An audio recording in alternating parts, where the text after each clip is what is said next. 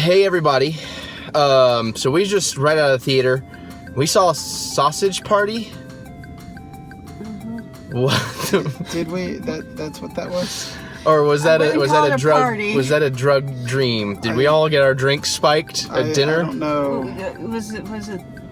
Yeah, maybe. Yeah, what the fuck? All right. So anyways, this is going to be our non-spoiler review. We're not going to talk any spoilers here. If we accidentally slip and say a spoiler, I'll cut it out. You're totally fine. If you want to see a spoiler review, link is in the description below, or something's popping up right about now you can click on. Okay? Cool? Everybody cool? Just before we get started, I have a feeling this is going to be... Mike Elmore is with us, by the way, I should say. And this is probably... I'm predicting this is going to be a Three Little Bears review. I think one of us loved it, one of us didn't care at all, and one of us is kind of like... and we'll see how right I am. So, to get that ball rolling, I'm going to say I'm the middle bear that I was honestly disappointed. Maybe it was expectations. I giggled, I chuckled at some places. They missed a lot of opportunities. I think the humor was not the clever humor it could have been and should have been. But that's kind of my take. You guys? Who wants to go? Okay, in that particular vein, yeah, it did seem to be an excuse to say, how many times can we have cartoon characters say fuck? Yeah, there was definitely an abundance of that. Which I'm okay with, but it felt like they were relying on that as the humor. It's like 10 years ago, you could rely on that. I'm not gonna... Yeah, no spoils. Well, I'm just trying to get my feelings about it, all right. which well, are very mixed. Yeah, I'm thinking you're the bear that did not like it. I'm not going to say I didn't like it, but of the three of us, I'm thinking really altered. Yeah, and we were drinking too. So, but what'd you think, Mike? Really loved the last 10 minutes. The rest of it, I'll agree. That last 10 minutes, even with my expression, that was like, okay, yeah, this is what you kind of want out of a movie like this. Yes. But yeah, I mean, I heard you laughing hard through the whole thing, though. That's why I was thinking maybe you were. Oh yeah, there were some really funny parts. But overall, like as a full movie altogether, didn't really match up to what I was expecting, because like you said, it relies way too heavy on the, how many times can we say fuck in a movie? Yeah, that, and it was like, and I'm okay with like stereotype jokes, but it really leaned hard on the stereotype card. If you were at all sensitive for whatever group you belong to, whether it's your race, yeah, they did hit everybody pretty much. Yeah, they hit everybody. Yeah, if you were sensitive at all to the group that you belong to, you will be offended. Yeah, and again, I mean, it is kind of the intent of a movie like this to be offensive in its humor. But that's like where I'm kind of disappointed is like, it's not the South Park offensive where it's really fucking clever. Right. Like, I feel like we have this premise that could be beautiful of a Pixar movie that's R-rated for adults, but they just said, okay, that's all we need to do. Now just throw in a bunch of fuck jokes, a bunch of sex jokes, and make everything a stereotype, and people will love it. And I'm like, I mean, yeah, I don't hate it, and I did like it. I'm glad I saw it. Yeah, because I'm going to compare it to another animated movie. Cars did the stereotype thing very well. It was stereotypes, but they were enjoyable stereotypes. Yeah. This one was way too out of whack.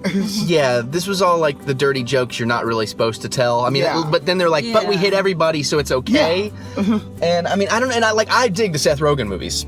I mean, This Is the End,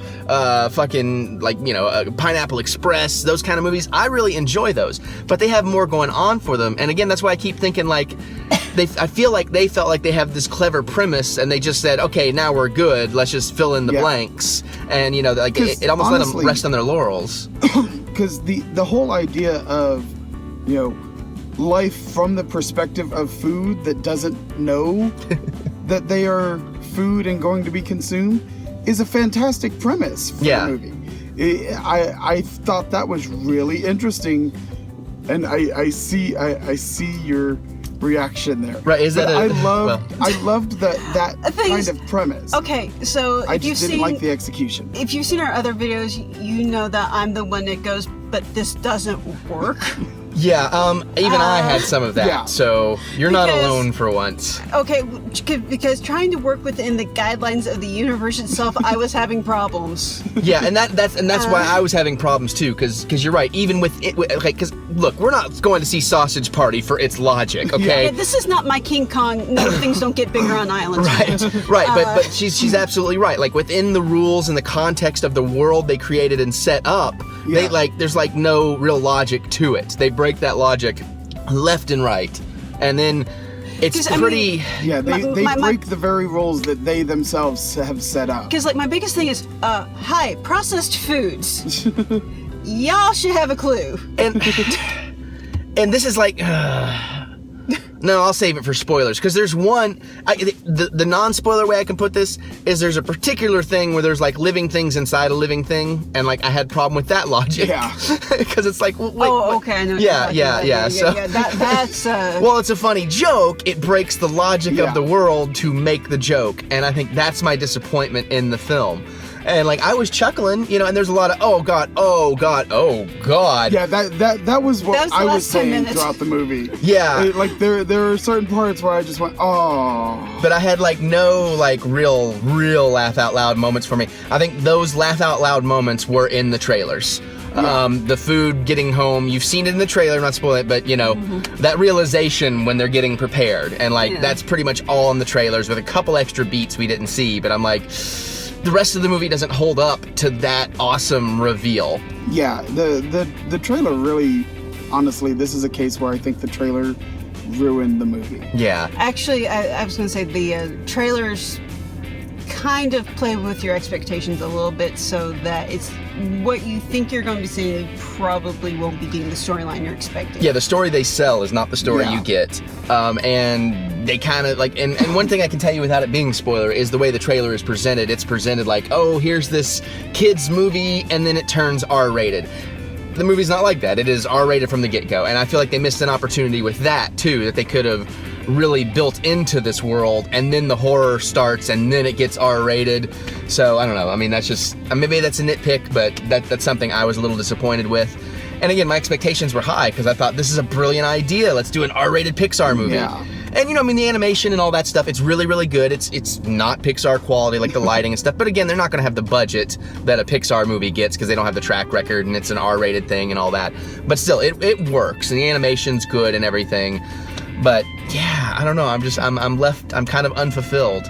And without saying what it is, they missed the boat with what could have been a brilliant post-credit scene. They even kind of set it up, but there's no post-credit scenes. I'm sorry, but this movie had the worst villain. I don't know. I kind of, without hated the spoiling, villain. I kind of liked the villain. That's one of the things I did kind of like, and I thought it was appropriately done within the context of what the movie is. Yeah. Although by the end, it is like, what? Talk about breaking your own logic, but okay. But yeah, I mean, I don't know. I'm kind of middle of the road on this one. I feel like I need to watch it again. I need to ingest it, for lack of a better term. Well, I want to see it again just to catch all the little things that have been thrown in there that I couldn't catch. Yeah. There's a lot of like little Easter eggy type things. Yeah, background a lot. jokes and things like that. Yeah.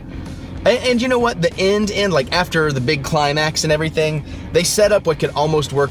I almost want to say like they're setting up like a sequel. I don't know that that's really what they're doing, but I do like that they took the premise they had already just explored and then threw a whole other layer on it. I did think that was kind of clever, but again, I wish, they could have played a little more on that. So, maybe they could have made, because the story in this movie, without spoiling it, is a very straightforward, typical story. I just don't know, man. I just don't know. Maybe my expectations were too high, but it just didn't really work for me. I mean, I'm going to try it again, and maybe I'll be more drunk for it. I don't know. Yeah, I think I could have used a few more cocktails to truly enjoy it. And yeah, like super just drunk with- for this movie, guys. Super intoxicate So, responsibly. live stream drunken movie night in the future? Possibly. I don't know if we have to live stream it, but Yeah. possibly. 'Cause- Maybe that for the Blu-ray release, something like that. Because for me, what the disappointment boils down to, using the R rating kind of as a crutch. Right, that's really the problem. It was too much. Like, they needed to focus on just making, like, if they would have, like, started out and said, okay, I know we're going to make this an R-rated movie, but to make sure we make this good, let's find a great PG story, and let's write a PG story, and then let's go in there and find ways to twist it into this R thing. Whereas I think they were hindered by starting as, we're going to make an R-rated animated film. Yeah. So they just got high and never came back down.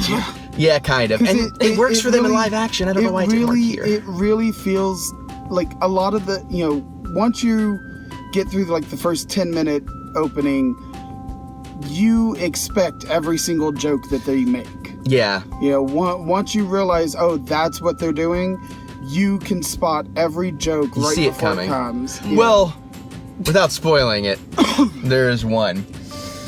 Yeah, okay, but anyways, I think that pretty much covers our feelings in the no spoiler version, so we can go on to the spoiler one.